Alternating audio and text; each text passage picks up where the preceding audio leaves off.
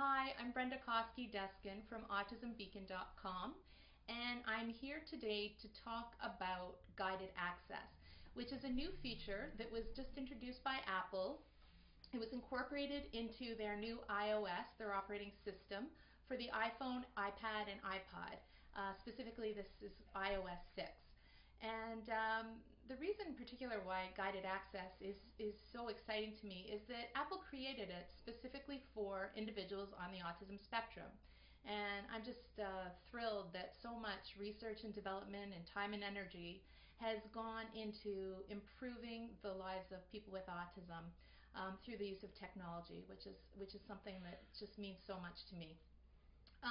What guided access is a feature that allows one to control how a user uses their device, whether it be the iPad, iPod Touch, or iPhone. For example, it can make it not possible to exit an app while he or she is using it. Another thing that it can do is turn off the touch screen sensitivity of the device's entire screen, or believe it or not, just part of the screen can be turned off in terms of that touch sensitivity, which is pretty incredible. I'll show you how to do that and also show you reasons why you might want to do that as well that are kind of neat. It also lets you control the direction in which your screen of your device will turn. There's a built-in gyroscope within these devices, and you'll notice that if you turn your device, the screen rotates accordingly. But with controlled access, you can turn that feature off as well, which comes in handy on many occasions. There are a few steps that are necessary to get to guided access, and I'll take you through those. They're quite easy, the first of which being getting the iOS 6 system. So I'll walk you through that. Then we'll have to activate guided access, which again is not difficult to do. And thirdly, I will teach you actually how to set up guided access and show you a few different uses for it. Then finally, I'll walk you through how you would turn off that gyroscope function that would reorient your screen depending on which way you turned your device. So lots to learn, but it's all quite easy and simple to do, so let's get started. Note that not all devices are compatible with iOS 6. This includes the first iPad as well as the first, second, and third generation of the iPod Touch.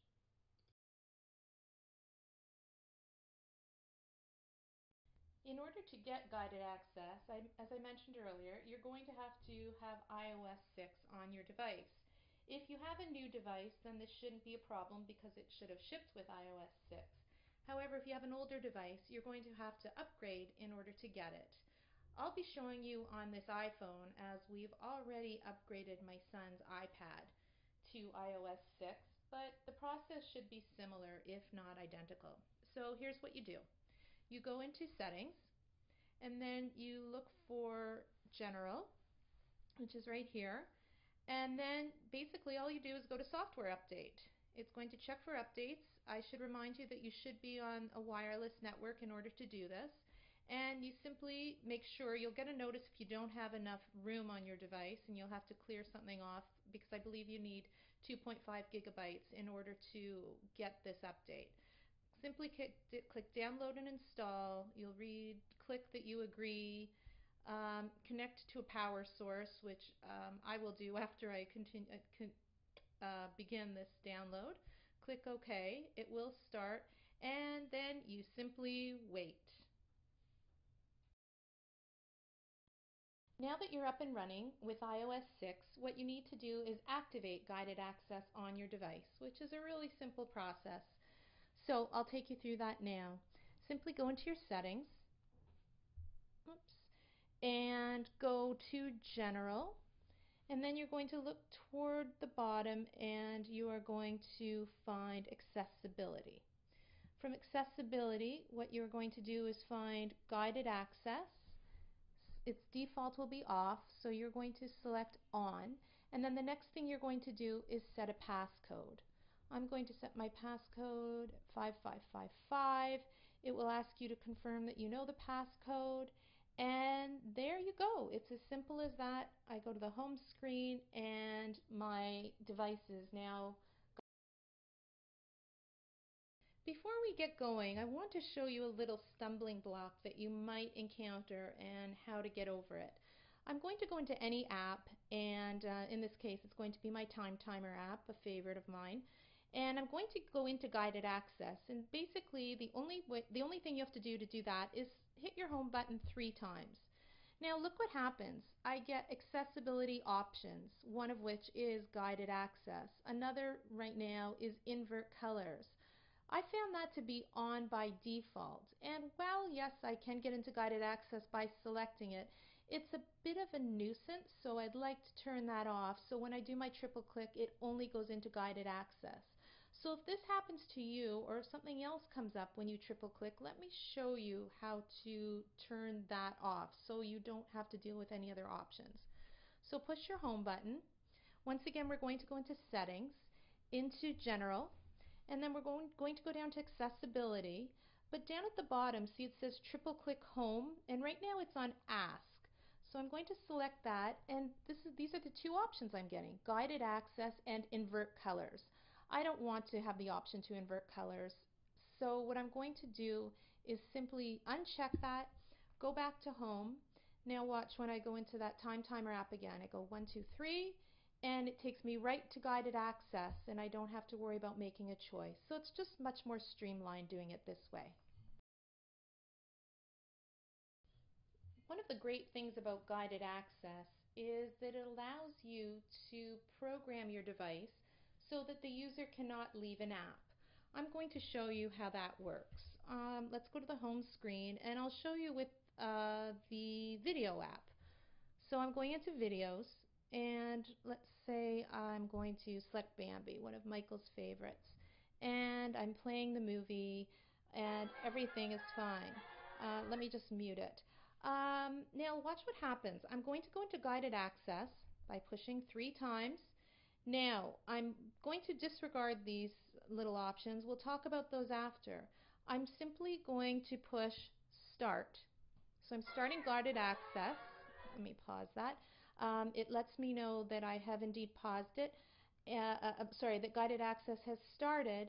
And now I can rewind, I can play, fast forward, all sorts of things. I can even go up here and go to my movies and select another movie and play the Aristocats and do all sorts of things. But if I go down to my start button, I can't leave this app. It tells me guided access is enabled. So if I want to get out of it, the only way I can do so is doing my triple click. I enter my code, and there we go. I can go either resume or end. In this case, I'm going to end, and then I'm free to do whatever I like. So that is how you use guided access to keep a user within an app and not let him or her leave. Just to give you a refresher, I'm going to show you another app in which we will be using guided access. So here's Michael's home routines in an app. And let's say I want him to do his morning routine. He's got to go to the bathroom, use his nose spray, and go through a series of events. Well, he's a fast guy, and sometimes he can quickly just go to the start button, and before I know it, he's watching his favorite YouTube video. But I don't want him to do that until he's gone through the entire series of things that he has to do in the morning. So again, just as a review, I'd go triple click, start guided access, so he can't leave this app.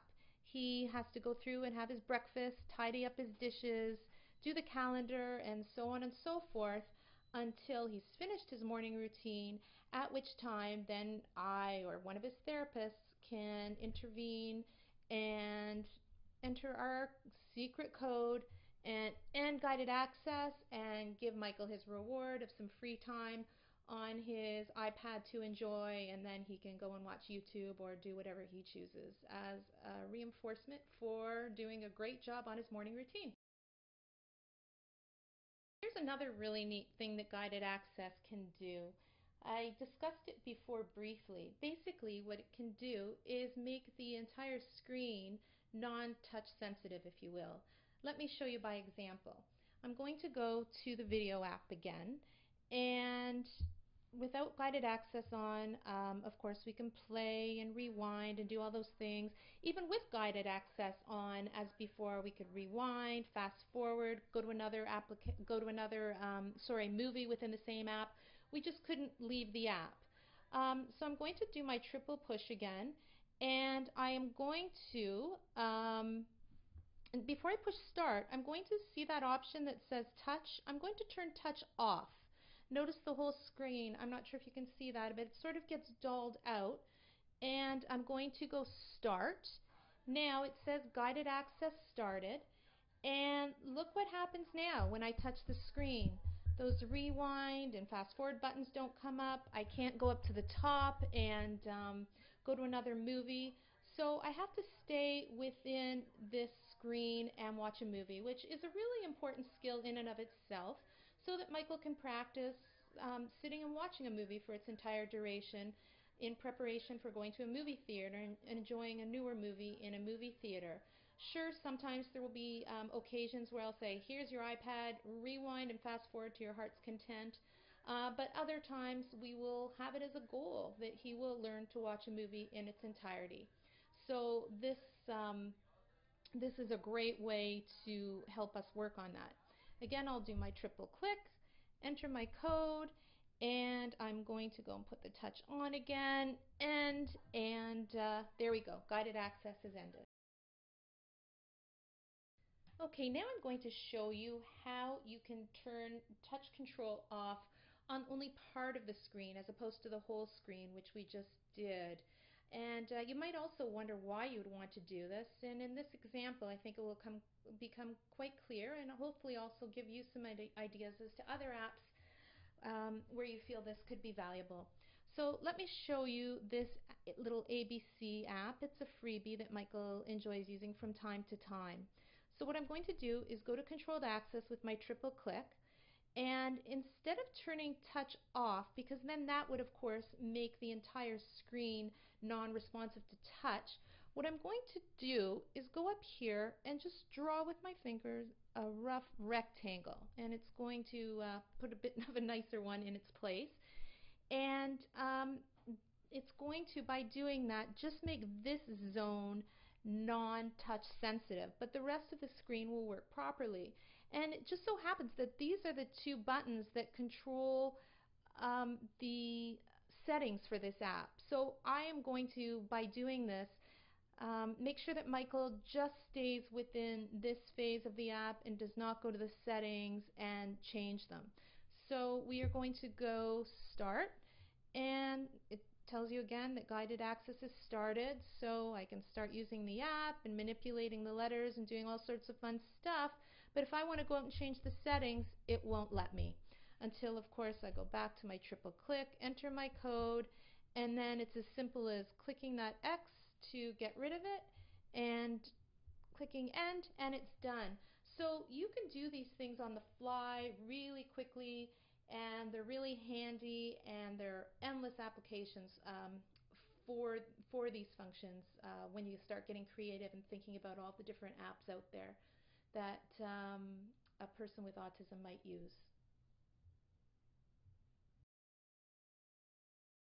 The last thing I want to show you is how to turn off the feature that reorients the screen of your device depending on which way you're holding it.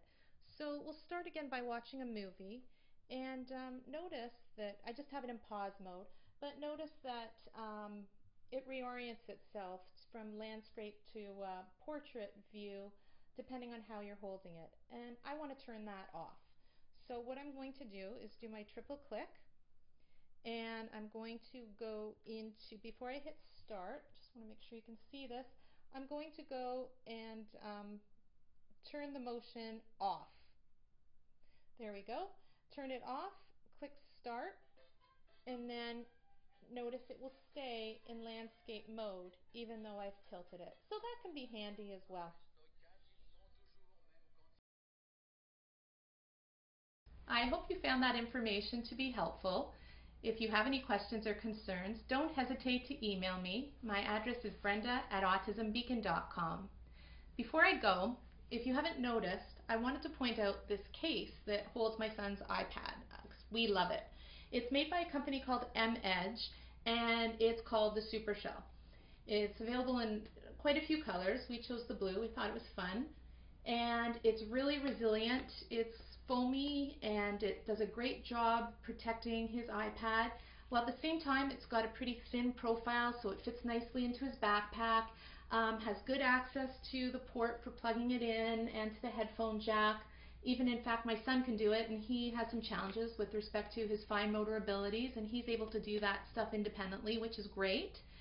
And it does a super job protecting this valuable item, so you might want to check it out. Thanks.